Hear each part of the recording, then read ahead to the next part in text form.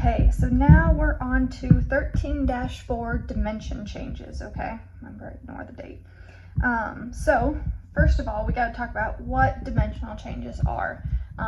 Dimension changes are quite literally changes in dimension. So when a shape changes in any way at all, so like a side getting smaller or longer, any kind of thing like that.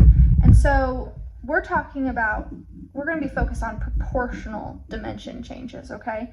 And if you guys remember way back in chapter 9, proportional is two ratios that are equal, right? We used to draw this out for proportional all the time, if you remember that. And so when we're talking about proportional dimension changes, it's meaning that all sides must be multiplied by the same scale factor. Same thing as chapter 9, right? And so when we had two different triangles, this one was 1, 2, 3. In order for this one to be similar, to be proportional, if I could use a scale factor of 2. So each one of these would have to be multiplied by 2, right? That is a proportional change. And then, of course, the figures are similar. These figures would then be similar in this situation. And so that's something to keep in mind here, okay? So, perimeters and areas of similar figures. This is kind of stuff from chapter 9. Remember, chapter 13, 14, they're a combination of everything we've learned this year. And so don't forget to keep all of those things in mind. So now we're going to actually bring this into something new. Perimeter and areas of similar figures, okay? So if the scale factor of two similar figures is A to B, or A over B, okay? So remember, we could find scale factor. We could do it if I did 6 over 3. That's how I would get my scale factor of 2. And that's from the big shape to the small shape. I could also do it 1/2. So I would do 3 over 6 equals 1/2.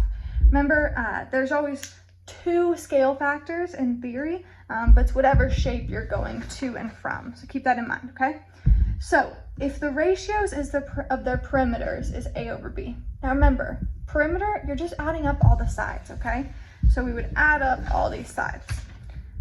So if the ratio of their perimeters is A to B, okay, then the ratio of their areas is A squared to B squared. Now, what this is not saying is that this is the area of the shape, okay? This is the ratio of their areas. Okay, so let's think about this. So we can take the ratio of their sides, their scale factor. That's also what's talking about of the ratio of their perimeters. So I have these two trapezoids, A and B, right? And so I'm telling you that A is similar to B. That is given to us in this problem.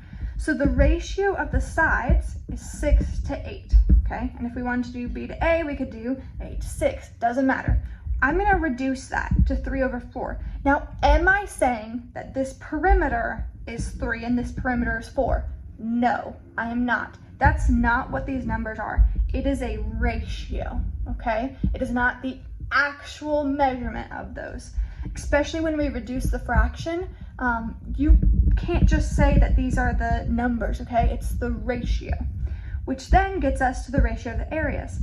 Now, if you look on this, for these two trapezoids, I would need 1/2 height times base plus base. I don't have all those numbers. So if this problem were to ask me, what is the ratio of the areas? I couldn't just find the areas and then set it up in the formula. No, what I'd have to do is this, find the scale factor and then square it, the top and the bottom. So I found my scale factor, I reduced it, so that's my ratio of perimeters, and then my ratio of areas, just like how area is always units squared, we have to square it, okay? Now, am I saying that the area of this shape A is 9? No, I am not. And same thing, I'm not saying that the area of this shape B is 16, okay? That's not the case at all. And that's something I want you guys to keep in mind, because that mistake can happen a lot, but it can also actually help us to solve problems in this situation, okay? And so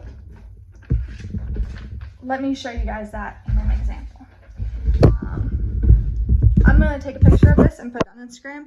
These are really important things. A lot of it's what I talked about, but reading it might really help you guys, okay? And that's what the notes are about. And so this is the example problem we did in our notes, but just keeping that in mind. It's actually a little bit different, 6 to 9.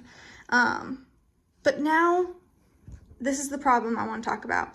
It says it actually gives me the area of the smaller shape. So what I can do is I can find that area ratio just like we did. 4/10 is the perimeter ratio. I can reduce that to 2/5, right? And then I square it, okay? So I would square it, 2 squared over 5 squared, so 4/25. Now, am I saying the area of the big pentagon is 25? No, okay? I can use that ratio. Now let's see, the small pentagon was on top, and it gives me the area of the small pentagon, so it should be on top. Now, if it gave me the area of the big pentagon, where should I put it? On bottom. Remember, staying consistent. That was the theme of chapter 9. Whatever you do, stay consistent. And now that I have this, I have a proportion, I can cross multiply and divide. I can solve this problem, okay? This is super important to look at the example problem on Pearson as they do a step-by-step walkthrough. And then when it gets to the example problems, at first you're just setting up the ratios. You're just telling me what the perimeter ratio is in reduced form, and then what the area ratio is, and all you have to do is square it, okay? So that's what you're doing first. And then it gives you the areas. Now, if this is a/b squared, how do we get rid of a squared? Square root, right? So if we have, and let's look at this. This one, they give us both the areas. So I have 50/98. I can reduce that, and I know that's my area ratio. So then to find what the perimeter ratio is, the side ratio, all I have to do is square root it. Square root of 25 is 5, square root of 49 is 7. And that is the perimeter ratio, okay? And so keep those things in mind. That's what you're doing on the rest of these. And then 14 through 17, this is what I was talking about. It gives you the actual area of the smaller pentagon, parallelogram, sorry, in this case.